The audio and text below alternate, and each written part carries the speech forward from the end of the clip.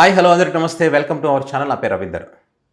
వరదలు విజయవాడ ప్రాంతాన్ని ఎంతటి అతలాకుతలం చేశాయో మనం చూసాం. సో మరి ఈ వరదలకు కారణం ప్రకృతి విపత్తా మానవ తప్పిదం అనే విషయం పక్కన పెడితే జరగాల్సినటువంటి నష్టం అయితే జరిగిపోయింది. వాళ్ళకైతే పూర్తి స్థాయిలో సహాయం అందించాల్సినటువంటి బాధ్యత ప్రభుత్వం పైన ఉంది. దాంతోపాటు అనేక స్వచ్ఛంద సంస్థలు కూడా వాళ్ళకి సహాయం అందిస్తున్నాయి. అయితే ఇప్పుడు కొంతమంది మాకు సహాయం అందట్లేదు, వారం రోజులైనా కూడా నీటిలోనే ఉన్న పరిస్థితి, కరెంటు లేదు, మమ్మల్ని ప్రభుత్వం ఆదుకోలేదని చెప్పి కొంతమంది ధర్నా చేస్తూ ఉన్నారు. ఈ విజయవాడ పైపుల రోడ్డు దగ్గర ధర్నా చేస్తూ ఉంటే ఆ నిరసనకు సంబంధించి కొంతమంది దుర్మార్గపు ఎదవలు అక్కడ ఎవరైతే మహిళలు ధర్నా చేస్తున్నారో ఆ మహిళలకు సంబంధించి బూతులు తిడతా ఉన్నారు.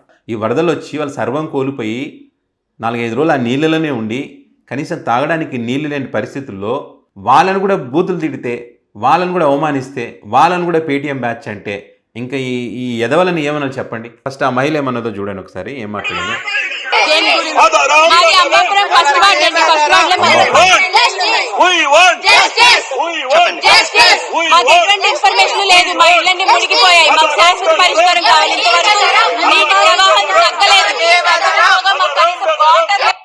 మాకు ఇన్ఫర్మేషన్ లేదు, మా ఇళ్ళని మునిగిపోయినాయి అని చెప్పి అంటుంది ఆ మహిళ.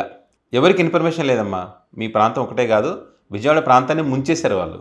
తెలిసినా కూడా ఇన్ఫర్మేషన్ ఇవ్వలేదు. నిజంగా ఇన్ఫర్మేషన్ ఇచ్చుంటే ఇలాంటి పరిస్థితులు అయితే వచ్చిండే కావు. ఆ మహిళ అదే అంటుంది, కనీసం ఇన్ఫర్మేషన్ ఇవ్వలేదు, మా ఇళ్ళని మునిగిపోయానని చెప్పి చెప్తా ఉంది.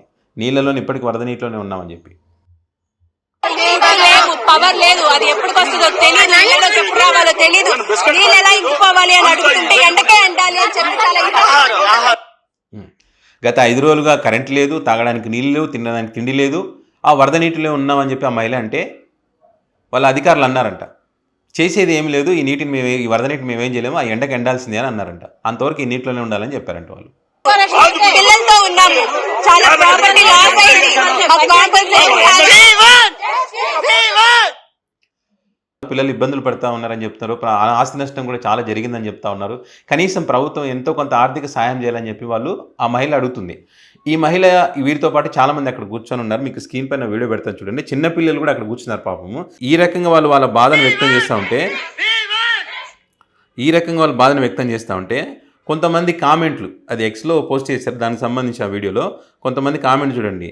ఈ 10 మందికే వచ్చిందా వరద, రైలు లుచ్చా, మీ కుక్కల్ని ఎంత రెచ్చగొట్టిన రైలు లుచ్చా అంటే జగన్మోహన్ ఉద్దేశించి మాట్లాడుతున్నారు. అక్కడ జగన్మోహన్ ట్యాగ్ చేశారు. మీ కుక్కల్ని ఎంత రెచ్చగొట్టినా రోడ్లపైకి తెచ్చినా ఉపయోగం లేదని చెప్తా ఉన్నారు. ఎంత దుర్మార్గం చూడండి. వీళ్ళని ఏమనాలి, దేంతో కొట్టాలి చెప్పండి. వాళ్ళు వరదల్లో సర్వం కోల్పోయి తిండి లేక తిప్పలు పడుతూ ఇక్కడికి వచ్చి మాకు న్యాయం చేయండి, సాయం చేయండి అని అడుగుతుంటే వాళ్ళని కూడా పేటీఎం బ్యాచ్ అంటున్నారు. దుర్మార్గం, జగనే పంపించాడని అంటున్నారు అక్కడికి. వీళ్ళ బాతుకులు చెడ. ఇంకోటి ఏం పెట్టాడంటే, తల ఒక ఎగ్ పప్ ఇచ్చి పంపించేయండి, సైలెంట్ అవుతారని చెప్తున్నాడు. అంటే జగన్మోహన్ రెడ్డి ఎగ్ పప్పుకి డబ్బులు ఖర్చు పెట్టారని చెప్పారు కదా, ఆ రకంగా ఈ మీ బులుగుమంద ఎన్ని వేషాలు వేసినా కూడా చేసేది ఏం లేదని చెప్పి ఒకటి పెట్టాడు. ఇంకోడైతే లా అనేవాడు వాడాడు ఆ మహిళకు సంబంధించి. ఈ వాటర్ బాటిల్స్ గవర్నమెంట్ ఇచ్చినవే అనుకుంటా అని చెప్తున్నాడు.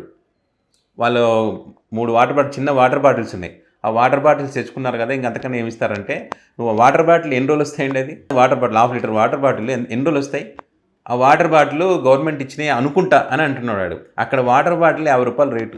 వ్యాపారస్తులు ఇంకా మళ్ళీ ఇలాంటి అవకాశం దొరుకుతుందో లేదని చెప్పి 50 రూపాయలకు ఒక వాటర్ బాటిల్ అమ్ముతూ ఉన్నారు, 78 రూపాయలు ఒక పాల ప్యాకెట్ అమ్ముతూ ఉన్నారు. దీన్ని కూడా కంట్రోల్ చేయలేని పరిస్థితుల్లో ప్రభుత్వం ఉంది. కనీసం వాళ్ళకు ప్రభుత్వం తరపు నుంచి అయినా పూర్తి సాయం అందించాలి కదా. మీరు అందించలేకపోయారు, మీరు ఫెయిల్యూర్ అయ్యారు, మీరే ఒప్పుకున్నారు ఫెయిల్యూర్ అయ్యామని చెప్పి. మీ మంత్రులు మీరే కొట్లాడుకుంటున్నారు. సో కనీసం మరి ఇట్లా రోడ్ ఎక్కినప్పుడన్నా, అయ్యో మీకు అందలేదా, మీకు ప్రభుత్వం ఆదుకుంటుంది, మీ దగ్గరకు వస్తుంది, మీకు కావాల్సిన సాయం చేస్తుందని చెప్పొచ్చు కదా. ఆ రకంగా చేయరు. ఈ పనిపాట్లేని ఎదవలు ఏంటంటే ఇట్లా కామెంట్లు పెట్టడం, కష్టాన్ని అవమానించడం, వాళ్ళని బాధ పెట్టడం, ఆ మందా ఈ మందా, ఆ బ్యాచ్ ఈ బ్యాచ్ అని చెప్పి.